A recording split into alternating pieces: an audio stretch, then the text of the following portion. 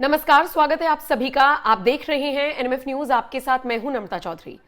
अगर आपने महाभारत पढ़ी है या महाभारत देखी है तो आपको पता होगा कि युद्ध के भी नियम हुआ करते थे। सूर्यास्त हो गया तो वहीं पर उस युद्ध को समाप्त कर देना होता था, लेकिन अब हम जी रहे हैं कलयुग में। इसका अंदाजा आप इसी बात से लगाइए कि पाकिस्तान अफगानिस्तान के बीच में युद्ध चल रहा है और सबसे ज्यादा अधर्मी पाकिस्तान आम नागरिकों को निशाना बना रहा है, अस्पतालों को निशाना बना रहा है। और आपको जानकर बहुत ज्यादा हैरानी होगी कि काबुल पर जिस तरीके से पाकिस्तान की तरफ से एयर स्ट्राइक की गई है, 300 से 400 लोगों के मारे जाने की खबर है। और ये एक ऐसा अस्पताल था जो नशा मुक्ति केंद्र भी जिसे आप कह सकते हैं।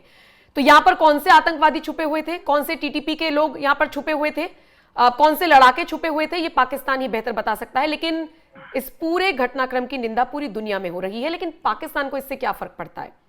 दो तीन काम ही तो उसके पास बचे हैं, आतंकवादियों को पालना और उसके बाद पूरी दुनिया में रोना कि हम तो विरोधी हैं, कटोरा लेकर भीख मांगना और स्वाभिमान, अपना दीन ईमान पैसे के लिए बेच देना। ये दो तीन काम मुख्य तौर पर पाकिस्तान के लिए बचे हैं। लेकिन यहां पर समझना होगा कि ये युद्ध किसके बीच में है, क्यों खड़ा हो रहा है और आम लोगों को पाकिस्तान क्यों निशाना बना रहा है। हालांकि मैं आपको यहां पर एक और जानकारी दे दूं, ये अफगानिस्तान है, यहां पर तालिबान का राज है और ये बदला लेंगे। कुछ तस्वीरें आई हैं, बदला लिया गया है, लेकिन अभी आप ये बात मानकर चलिए कि ये जंग अभी और ज्यादा विभत्स होगी। तो आज इसी खबर पर हम चर्चा करेंगे। मेरे साथ मेरे वरिष्ठ सहयोगी पंकज प्रसून है। पंकज जी, क्या कहा जाए, मतलब आम छोटे छोटे बच्चों को या जो भी लोग वहां पर होंगे या लड़के लड़कियां, वो नशा मुक्ति केंद्र टाइप कुछ था जहां पर 300 से 400 लोगों को मार दिया गया है। 300-400 ऑफिशियल आंकड़ा है, पता नहीं अनऑफिशियल आंकड़ा क्या होगा। अफगानिस्तान के डिप्टी प्रधानमंत्री ने अपने एक्स हैंडल पे लिखा है कि 400 लोग मारे गए हैं, 250 से ज्यादा घायल हैं। अभी भी रेस्क्यू ऑपरेशन चल रहा है क्योंकि पूरी तरह आग लगी हुई थी, जिंदा जले हैं लोग। ये मरीज थे। इसके अलावा सिर्फ एक जगह की यह घटना है, स्कूल्स पे, मदरसों पे, अस्पताल पे इन्होंने बम गिराए हैं।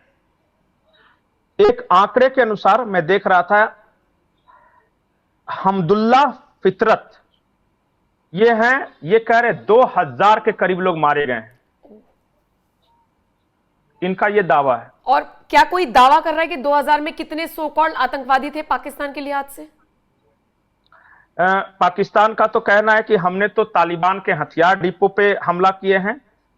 अब जो मरीज जिंदा जल रहे हैं, बहुत सारी तस्वीरें हैं, बहुत विभत्स हैं। अब तो आनी शुरू हो गई है, दिन में है। मतलब कि हमारे यहां थोड़ा सा मेंटली डिस्टर्ब लोग जो होते हैं ना, अब नशा मुक्ति केंद्र में किस तरह के लोग होंगे? वो रो रहे हैं बकायदा उसके सामने बैठ के और चारों तरफ लाशें बिछी हुई। ये पाकिस्तान ने किया है इस सदी का सबसे बड़ा नरसंहार और आम लोगों को, सिविलियंस को मारा है। अगर ये किसी दूसरे देश ने किया होता ना, अगर किसी मैं तो ये बोल रहा हूं कि हमारे जमाने का ये हिरोशिमा नागासाकी है कि एक जगह पे, अस्पतालों पे, स्कूलों पे बच्चों को मारना, महिलाओं को मारना, 2000 लोगों की हत्या, आम निर्दोष नागरिकों की हत्या। और कल देर रात 8:30 बजे के आसपास ये हुआ है। अब एक जो और है, बता रहे थे कि इसमें नर्स और डॉक्टर्स ये भी मरे हैं, क्योंकि जाहिर तौर पे अस्पताल में ये हैं तो मरेंगे, जाहिर सी बात। ये है।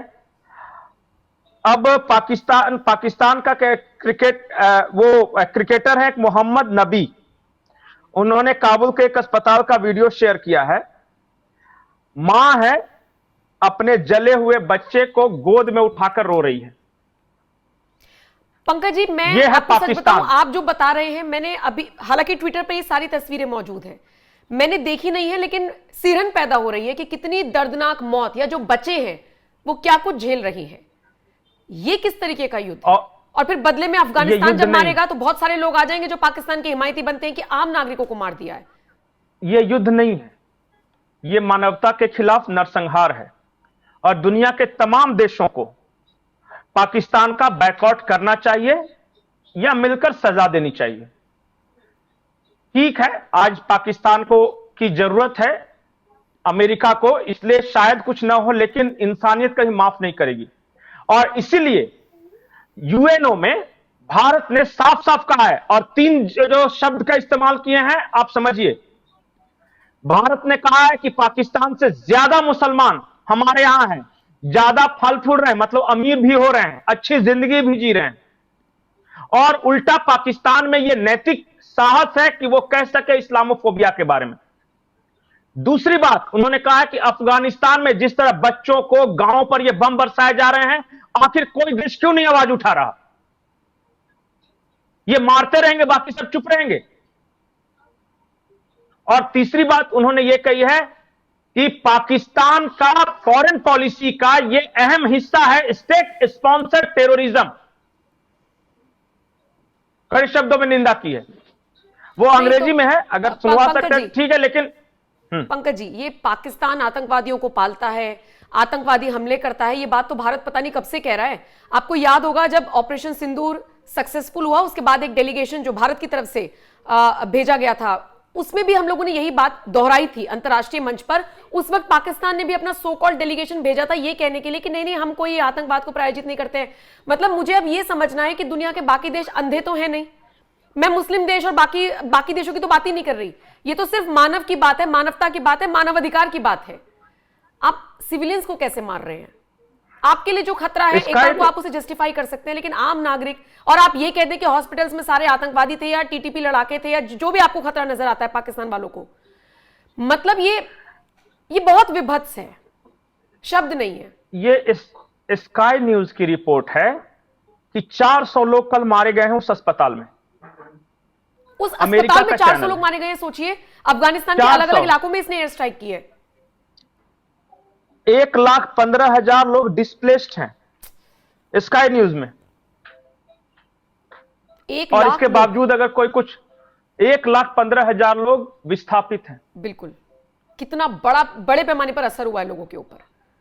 इसलिए मैं कह रहा हूं कि यह ह्यूमन ट्रेजेडी है, और दुनिया का कोई भी ऐसा मीडिया हाउस नहीं है जिसने इस ट्रेजेडी को कवर नहीं किया हो। लेकिन इसके बावजूद हमारे पड़ोस में कुछ नालायक ऐसे बैठे हैं, और अपने देश में भी, जो इसको डिफेंड करेंगे। एटलीस्ट अभी तक तो नहीं किया है। मैं वही सारी चीजें देख रही थी कि एक बार कोई सामने आए तो कि इसको कैसे डिफेंड किया जाएगा, पाकिस्तान को इस पर कैसे डिफेंड किया जाएगा, लेकिन अभी तक मुझे ऐसा कोई ट्वीट नहीं मिला।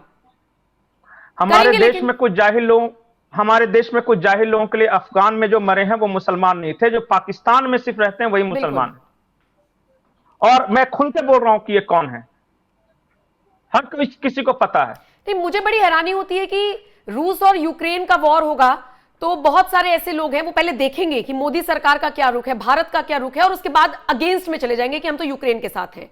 ठीक है, चलिए, एक तरफा उनका शुरू हो जाता है, फिर हम ये गाजा और इजराइल वाला देखते हैं तो गाजा के समर्थन में आवाज बुलंद हो जाएगी। मुझे हैरानी होती है कि ट्रंप को लेकर जो खबरें आती हैं उस पर भारत सरकार को घेर देते हैं, उस पर फिर भारत का साथ दीजिए। ये क्या मौका परस्ती है? और अगर पाकिस्तान और तालिबान में अब ये जो पूरा घटनाक्रम हुआ है, इसमें अगर कोई पाकिस्तान को डिफेंड कर रहा है तो फिर तो ज़हनियत पर सवाल उठाने लाजमी है, क्योंकि जो वो तस्वीरें आ रही हैं वो बहुत विभत्स हैं। जी, अगर मान लिया कि मैं बोलता या फिर कोई इंडियन चैनल से बोल रहा होता, तब मैं मान लेता कि चलो भाई, हम हो सकता है कि पाकिस्तान के अनुसार भारत के मीडिया प्रोपेगेंडा करती है। ये तो इंटरनेशनली रिकॉग्नाइज्ड अल जजीरा इंग्लिश बता रहा है, स्काई न्यूज बता रहा है कि नरसंहार हुआ है। ऑल आइज ऑन राफा, वो वाले कहां गए? मैं तो ढूंढ रहा हूं वैसे लोगों को कि वो कहां हैं। ऑल आइज ऑन काबुल क्यों नहीं? और मैं आपको बता रहा हूं कि बदला होगा, और मुकम्मल बदला होगा। अगर इस्लामाबाद, रावलपिंडी और लाहौर नहीं जला तो आप पठानों के खून पर सवाल उठा दीजिएगा। मैं उनको जानता हूं, वो मर जाएंगे लेकिन बदला जरूर लेंगे। मरेंगे पाकिस्तानी, अब बुरी तरह मरेंगे। और जो खबर आ रही है अभी, जो मेरे पास सुबह सुबह अभी तो उन्होंने शुरू नहीं किया है, अभी तो उन्होंने कहा कि ठीक है, अभी हम अपना रेस्क्यू ऑपरेशन कर लेते हैं, लोगों को बचा लेते हैं। लेकिन चकलाला जो एयरबेस है रावलपिंडी में, उस पर भी ड्रोन अटैक हुए हैं। अच्छा, हाँ, अभी तो शुरू होगा। अभी देखिए, अभी तो क्या है, तुरंत अटैक इन्होंने किया है। पलटवार जो होगा वो अफगानिस्तान की तरफ से होगा, क्योंकि अभी तो स्थिति कंट्रोल करने की कोशिश की जा रही है। अभी तो पैनिक कंट्रोल करने की कोशिश की जा रही है, लेकिन जवाब दिया जाएगा। ये अफगानिस्तान से पूरी उम्मीद है लोगों को। आपने बिल्कुल ठीक कहा, मर जाएंगे नहीं, लेकिन बदला लेंगे। अफगानिस्तान की सरकार ने कहा है कि या तो अब हम रहेंगे या पाकिस्तानी रहेंगे, दोनों में से कोई एक ही सर्वाइव करेगा। ये उन्होंने साफ ये लैंग्वेज इस्तेमाल किया है। अखिंदुनजाद कोई हैं वहां, उन्होंने ये कहा है कि अब दोनों में से कोई एक ही सर्वाइव करेगा, या तो ये पाकिस्तानी रहेंगे या फिर हम रहेंगे। अभी तक मेरे रिपोर्ट के अनुसार सिर्फ 2 जगहों पे अभी शुरुआती हुई है। बॉर्डर पे तो क्लैश जारी है, लेकिन एक चकलाला में हुआ है और एक इस्लामाबाद में गिरा है ड्रोन। सिर्फ 2 जगह पे अभी हुआ है, पर ये इसे मैं बदला नहीं मानता। अगर 250, अगर जो ऑफिशियल आंकड़े 200 ही मान ले, अगर 200 के जगह पे 500 इन्होंने नहीं मारे तो फिर देख लीजिएगा, मैं भी यही हूं और आप भी यही हैं। पाकिस्तानी मरेंगे, रोएंगे, और ये मरेंगे किसी गांव में नहीं। कोई ऐसा नहीं है कि सिर्फ मरेंगे तो खैबर पख्तूनख्वा में या बलूचिस्तान में मरेंगे। ये मरेंगे तो क्वेटा में मरेंगे, मरेंगे रावलपिंडी में मरेंगे, इस्लामाबाद में मरेंगे। और आप याद रखिएगा, अफगानिस्तान की हिस्ट्री कम से कम मैं तो पढ़ता हूं रेगुलर। इन लाहौरियों को अगर उन्होंने नानी नहीं याद दिला दी तो फिर बोलिएगा कि असली पठान के बच्चे नहीं। दुनिया में जहां कहीं भी पठान है, जहां कहीं भी अफगानी है, जहां कहीं भी पश्तून है, वो मारेंगे, ढूंढ ढूंढ के मारेंगे। और अभी तो शुरुआत है, आप देखते जाइए। इनकी पीढ़ियां याद रखेगी कि कभी अस्पताल पे हमने बम गिराया था। ठीक है, लेकिन फिलहाल जिस तरीके की खबर आई है, ये खबर से ज्यादा चौंकाने वाली, हैरान कर देने वाली, दिल को पसीज देने वाली खबर है। बदले की कार्रवाई कब होगी, अब ये अफगानियों के मन में सवाल है और देखने वाली बात होगी बदला कब लिया जाएगा। लेकिन आप इस खबर को लेकर क्या राय रखते हैं, क्या आपका कहना है? कमेंट सेक्शन में आप अपनी राय जरूर दीजिएगा। अपडेट्स के लिए एनएमएफ न्यूज देखते रहिए।